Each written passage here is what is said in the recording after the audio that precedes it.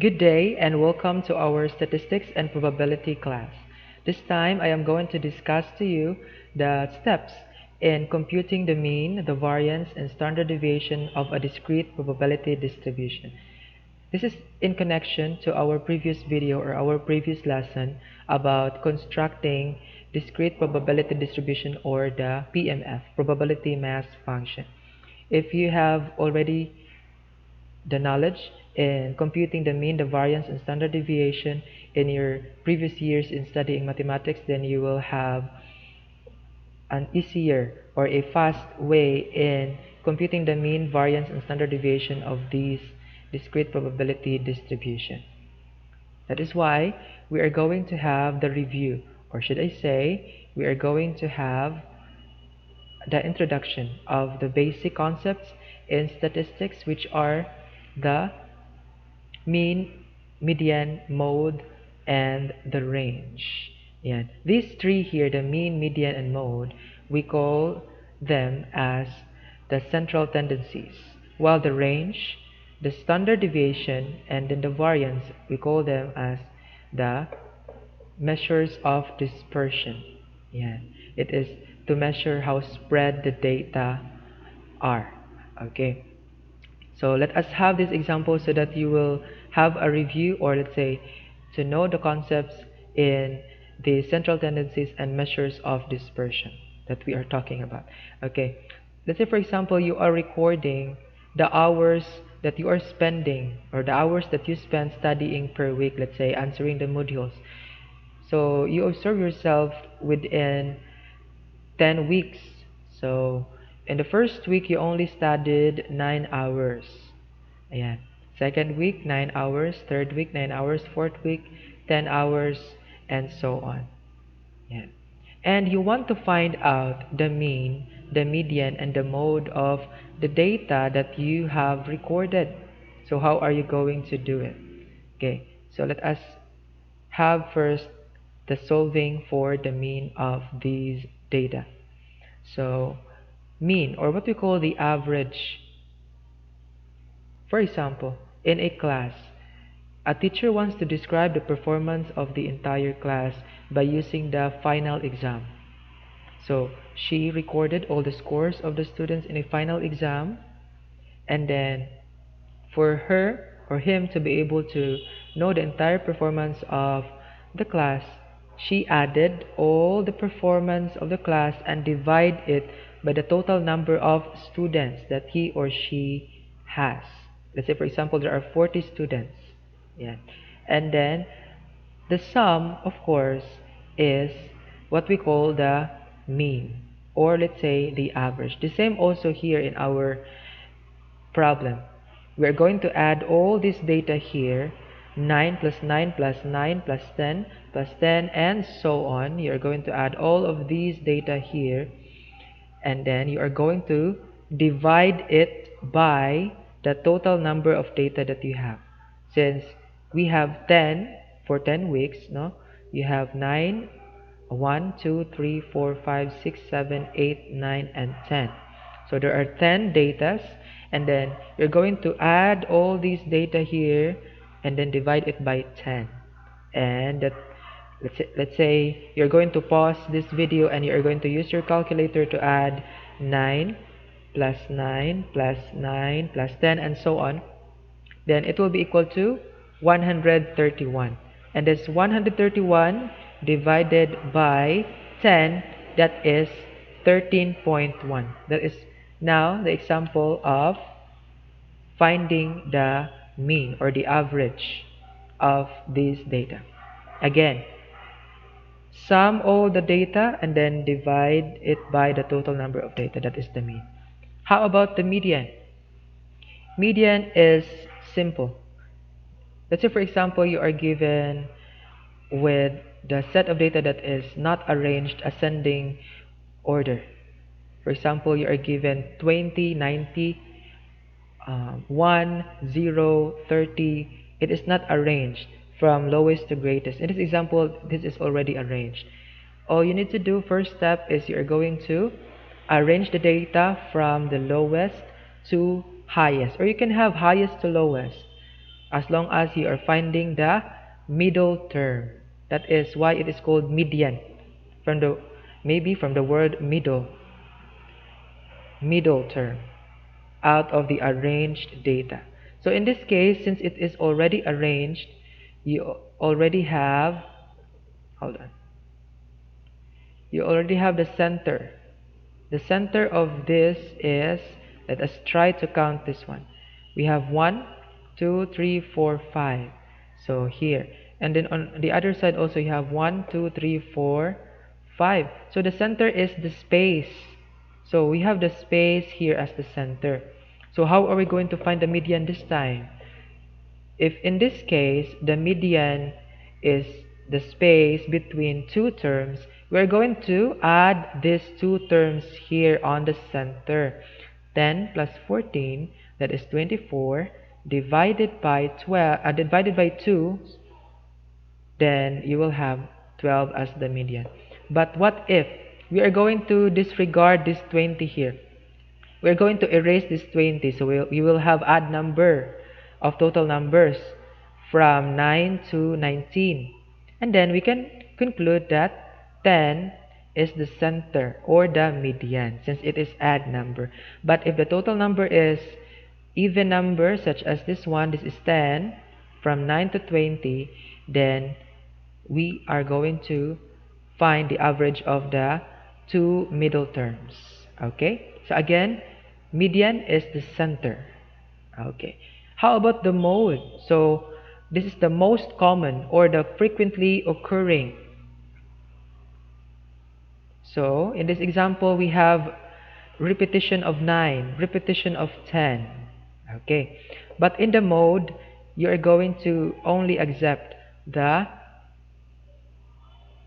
most frequent, no, the most frequently occurring. So you have 3 9s and there are 2 10s only. So greater is 9 since there are 3 9s and there are only 2 10s. So we are going to use this 9 as our mode. But if we have, for example, there are 3 10s as well, there are 3 9s as well, then you are going to have two modes. You're going to have 9 and 10. We call that one as bimodal. Okay, and if you have three modes, for example, there are 3 9s, there are 3 10s, and there are 3 14s. So that is what we call the trimodal. And it does not limit with the number of frequency. You can have 5 9s, you can have 10 9s, I mean 10 10s, something like that. So you can have that as the mode.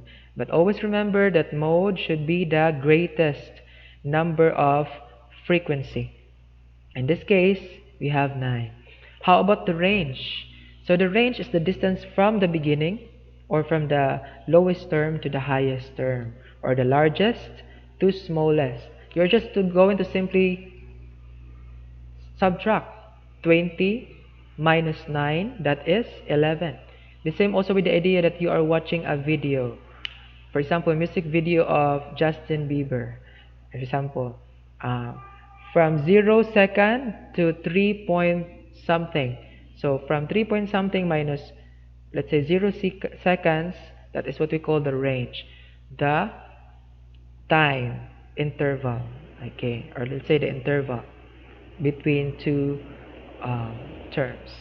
Okay, those are just the basic concepts of statistics. How about this standard deviation and the variance? Let us try to have this example so that you will know what is the standard deviation. Let's say, for example, you and your 4 friends compare the heights of your dogs. Let's say, for example, this is your dog, this black one. This is for your friend's dog, and this is your another friend's dog, and so on.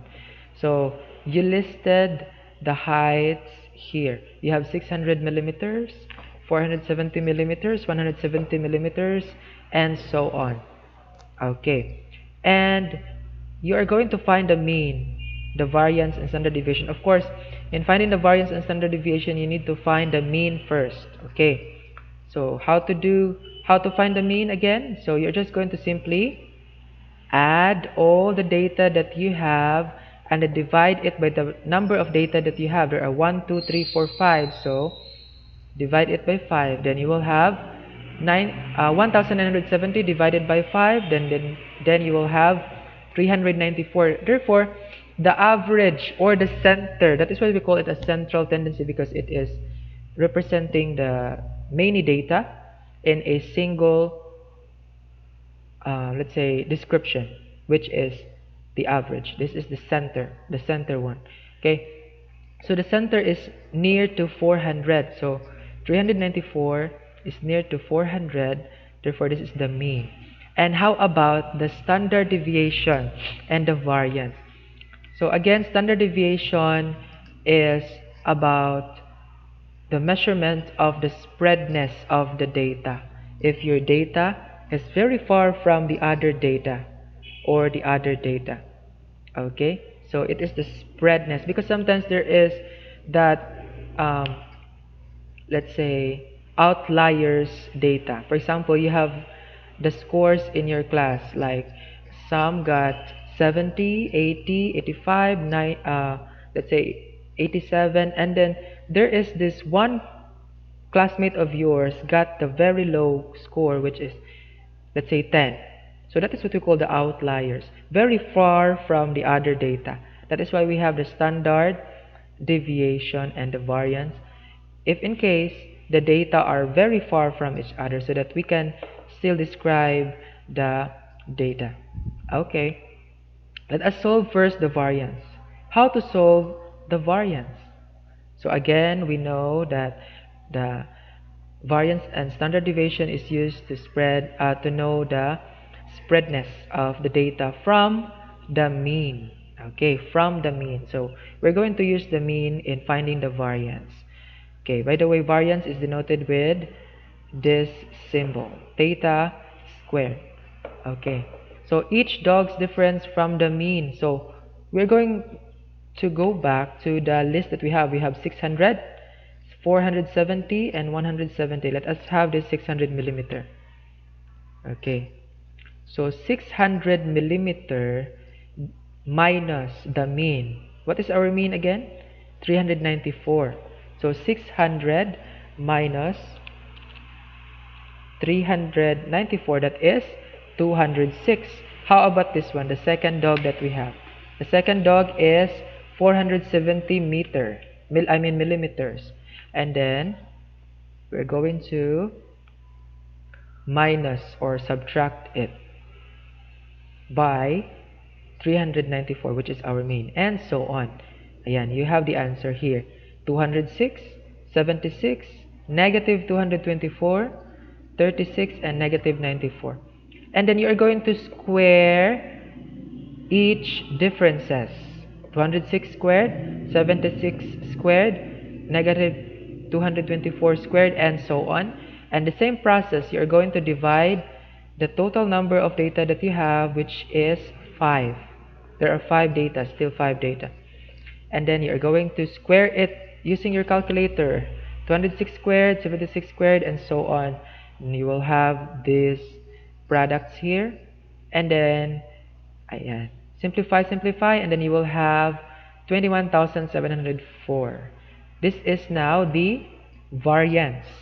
Okay, the spreadness of the data from each other. And how about the standard deviation? Standard deviation is simply the squared, okay? The square root of the variance. Since we have 21,704 as our variance, we're just going to simply extract a radical sign here or square root it. Then you will have 147.32 millimeters, or you can have 147 millimeters. This is the standard deviation, the distances of each data, the standard one. It does not mean that the distances of the heights are the same with 147 as distances, as you can see here. Okay, you have 147 distance from here to here and to here. This is just standardizing, not exactly the the correct distances, but we are standardizing the distances. So you will have 147 meter. Okay. So before we proceed to our main discussion, let us sum it up. Again, mean is the average, median is the middle, mode is the most frequently occurring, range is the